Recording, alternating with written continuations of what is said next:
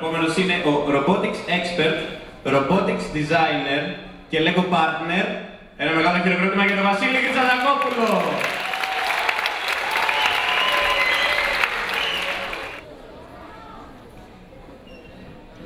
Γεια σας.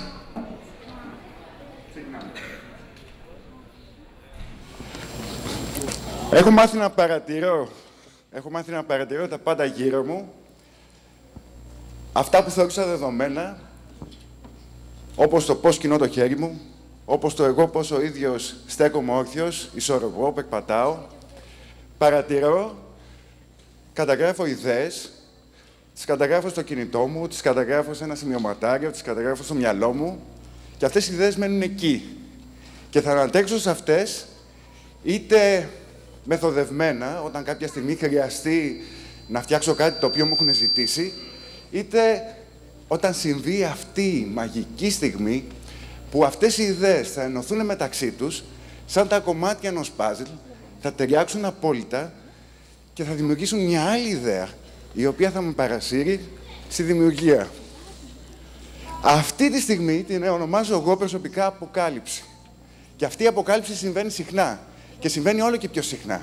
Και είναι το μεγάλο μυστικό ότι η παρατήρηση και το να αναρωτιέμαι το πώς δουλεύει το κάθε τι οδήγησε στο ότι αντί να προσπαθώ και να πιέσω τον εαυτό μου για να βγάλω μια ιδέα, αυτές οι ιδέες γεννιούνται αυτόματα πια. Και αυτό να το έχετε υπόψη σας. Είναι μεγάλο μυστικό. Ένα μέρος της αποκάλυψης είναι αυτό. Θα το ανάψω σε λίγο, διότι είναι θορυβώδες. Μόλις έρθει η αποκάλυψη, έχουμε το κομμάτι της φαντασίας, που εκεί δουλεύεις την ιδέα στο μυαλό σου. Και στο κομμάτι της φαντασίας φτάνω σε ένα σημείο που πριν καν να κουμπίσω τα χέρια μου στο ρομπότ, το έχω βάλει να δουλέψει εδώ μέσα. Και είναι πολύ δυνατό αυτό το συναίσθημα, το ότι το βλέπεις να δουλεύει. Βασικό κριτήριο στο σημείο της φαντασίας είναι να περιορίζω τον εαυτό μου στα λιγότερα υλικά. Ο λόγος του περιορισμού είναι ότι έχω δει ότι όταν περιορίζεσαι, αυξάνεις την εφευρετικότητά σου. Ανακαλύπτεις λύσεις, βρίσκεις λύσεις από εκεί που δεν τις περιμένεις καν. Και σε όλο αυτό το κομμάτι είναι που αναλύω και μελετάω τις προοπτικές και πού μπορεί να φτάσει αυτή η ιδέα. Μόλις τελειώσει η φαντασία και έχω πια ολοκληρώσει αυτό το κομμάτι, το επόμενο βήμα είναι πια η υλοποίηση. Είναι ένα από τα πιο ουσιαστικά βήματα πια. Από τις πιο ουσιαστικές φάσεις. Η υλοποίηση θέλει πάθος. Θέλει πολύ πάθος, θέλει πάρα πολύ αγάπη για αυτό που κάνεις και θέλει να επιμένεις. Να επιμένεις για να μπορέσεις κάποια στιγμή να δώσεις λύσεις. Θα υπάρξουν πάντα προβλήματα σε αυτά τα οποία θα προσπαθείτε να φτιάχνετε. Ξέρετε, οι δυνάμεις της φύσης, όπως είναι η τριβή, η βαρύτητα, υπάρχουν πάντα εκεί. Δεν μας εγκαταλείπουν ποτέ. Αυτό που πρέπει να πετυχαίνουμε κάθε φορά είναι να μπορούμε να δουλεύουμε με αυτές και να μπορούμε ουσιαστικά να τις θυσιάζουμε. Και όχι απλώς να δουλεύουμε με αυτές, να δουλεύουν αυτές για μας.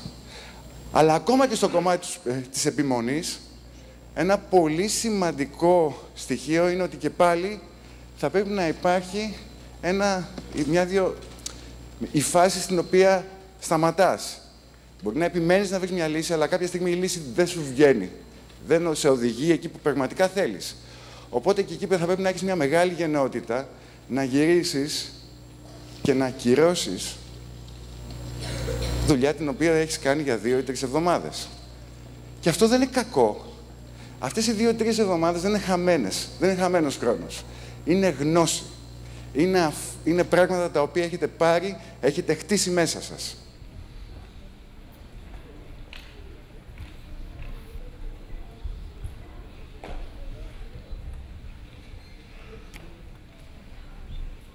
Και το άλλο κομμάτι είναι η πλαστικότητα. Την ιδέα θα πρέπει να την αφήνουμε να εξελιχθεί μόνη της. Μια ιδέα, αυτό που είναι πάρα πολύ σημαντικό για την ιδέα είναι ότι δεν θα πρέπει να την οδηγούμε εμείς. Πρέπει να μας οδηγεί αυτή. Και αυτό είναι από τα πιο σημαντικά στοιχεία. Διότι στο κομμάτι της πλαστικότητας σημαίνει ότι αφήνουμε την ιδέα έξω από τα δικά μας στεγανά. Αυτό το ρομποτάκι που βλέπετε φτιάχτηκε στην αρχή με την ιδέα, από μια ιδέα στην οποία έλεγα θέλω να φτιάξω κάτι που να μοιάζει με τη λάβα της Pixar. Αργότερα είπα θέλω να ασχοληθώ με τα πνευματικά. Τα ένωσα όλα αυτά, αλλά δεν ήξερα που θα οδηγηθεί. Και αυτή η φιλοσοφία της πλαστικότητας, το πώς μια ιδέα οδηγείται κάπου, ταιριάζει πάρα πολύ με τα λόγια που θα ακούσετε αυτή τη στιγμή. Be formless, shapeless, like water. Now you put water into a cup, it becomes the cup. You put water into a bottle, it becomes the bottle. You put in a teapot, it becomes the teapot. Now water can flow or it can crash. Be water, my friend. Εκπληκτικά λόγια από τον Bruce Lee το 1971. Έτσι θα πρέπει να αφήνετε τις ιδέες σας να εξελιχθούν σαν το νερό και να αποκτήσουν τη δική τους αυθεντικότητα και τη δική τους ταυτότητα. Αυτό το ρομποτάκι δεν ήξερα που θα εξελιχθεί, έτσι δεν είναι?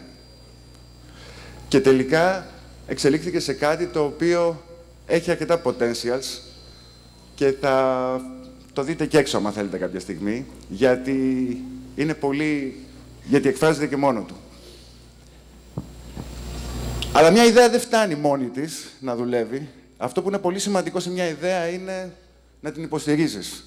Θα πάτε σε κάποιον αγώνα, σε κάποιο event, θα πρέπει να είσαστε εκεί. Η ιδέα είναι δικιά σας και θα πρέπει να την υποστηρίζετε. Design. Το πιο σημαντικό στοιχείο της δημιουργίας όμως δεν είναι ότι φτιάχνεις κάτι για σένα.